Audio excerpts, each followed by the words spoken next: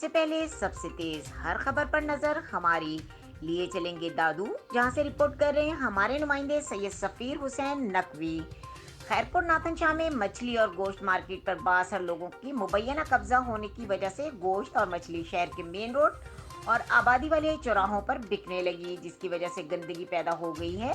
جس سے شہر کے لوگ متاثر ہونے لگے۔ شہریوں کو پیش آنے والی تکلیفوں کو مد نظر رکھتے ہوئے مارکیٹ کو اصلی شکل میں بحال کرنے کے لیے سابقہ بار ایسوسی ایشن کے صدر ایڈوکیٹ شعبان علی ملا کی جانب سے وابستہ علم درآمد کے خلاف سیشن کورٹ دادو کی عدالت میں درخواست دائر کر دی گئی، جس پر سیشن جج دادو نے ڈی سی دادو، اسسٹنٹ کمشنر انشا مختار کار کے انشا، سی ایم او کے انشا،